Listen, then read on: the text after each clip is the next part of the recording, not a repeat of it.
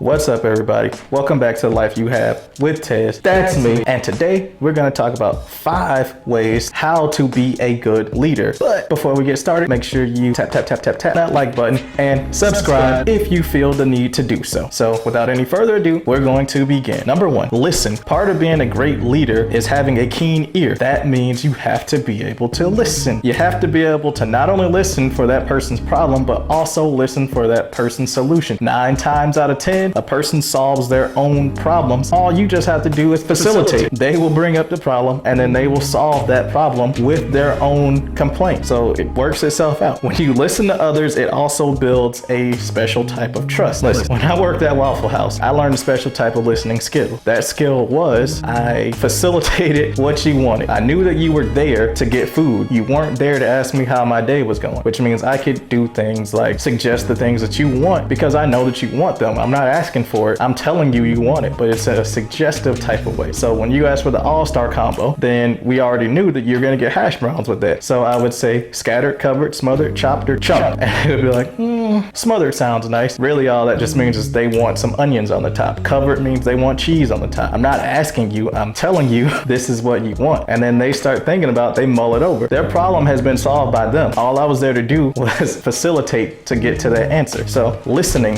it's a very good skill to have. Active listening is even better. But number 2, make a decision. You know what people don't like? People don't like an indecisive leader. We need leaders to make decisions. And when you cannot make a decision as a leader, then you introduce a third option of not making a decision. And that is unforeseen. People are there for your guidance. You are the arbiter of guide. So when you don't make a decision, you make yourself look bad because then people are going to go to somebody else to get the answer that they were looking for from you. That's never a good thing as a leader. So here's a pro tip. If you don't know, ask somebody who knows because it'll give you a better indication of something. It'll save your skin and you won't sit back and be like, I don't know, and stand around with your thumbs in your pocket because things gotta get done. Number 3, communicate. Communication saves relations. Drake taught me that. So I would like to teach it to you. You need to talk more. And when you combine it with listening, well, that means you, my friend, have just unlocked God mode. But not all communication is good communication. Okay, let me explain here. You must practice effective communication. That means instead of just talking just to blow some air around, you need to give these 3 things. Pay attention. Purpose, direction, and motivation. Purpose is what we're doing. Direction is how we will do it. And motivation is why we're going to do it. It's really not that complicated. Once you give people those 3 things, that is an effective communication. Non-effective communication is saying, hey man,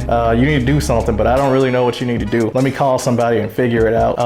So just be ready to do something when I come back. I don't know when I'm gonna come back though. You're confusing the person. You're not doing anything but wasting their time. Effective communication is all about how can we do this thing in the shortest amount of time and still get maximum results out of it. So that is why you need to be an effective communicator. Number 4, learn your management style. Okay, this is clutch, good buddies. Listen, you have to learn what works best for you. Are you a hands-on type? Are you a delegator? Are you some kind of mid-boss? A mid-boss is somebody who can get things done and they have the ability to do the job, but for some reason they drop the ball. Anyways, learn what works best for you. For me, I'm hands-on, but I will delegate when I know that I've personally trained somebody to find the things that I've found. For me, when we are doing our PMCSs, which is when we check our trucks for the week, my thing is tires. If I find cracks in the tires, I know that that truck is now unserviceable. Even if it has a spare tire on the top, once you take that spare tire off, guess what? Now you need a spare tire, which means the truck is deadline. So what I do is I go around the truck and I look, and then I show my soldiers they need to look for these cracks in the tires as well, because that's an important step. Otherwise, your soldiers are just gonna hop in the truck, turn the lights on, and then rev up the engine and say the truck is good. No, that's not how this works. So that's my style. I'm a trust but verify type of guy. But then when I send them off, I will come back and I will check their work, because sometimes even though you have your best guy,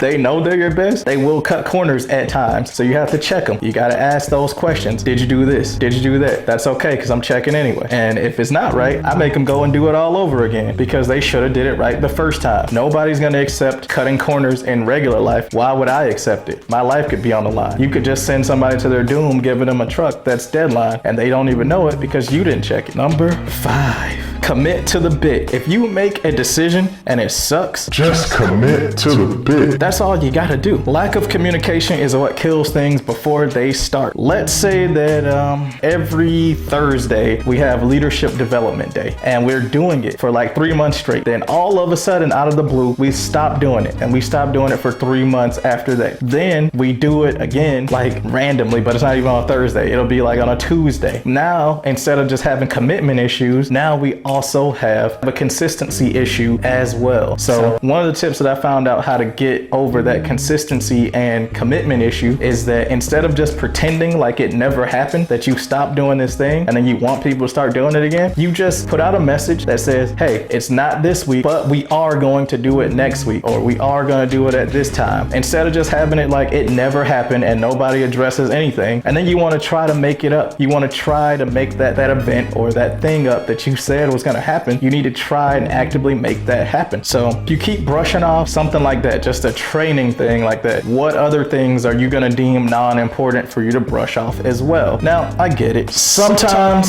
you can't actually stay on schedule. It's not actually possible to do such a thing, but you have to get back on schedule ASAP. But anyway, that's the video, guys. Let me know down in the comments below how you feel about this video, and if you have any leadership tips that you can share with the rest of everybody else. And if you so choose, make sure you subscribe. This is the life you have with Tez. That's me. Peace out.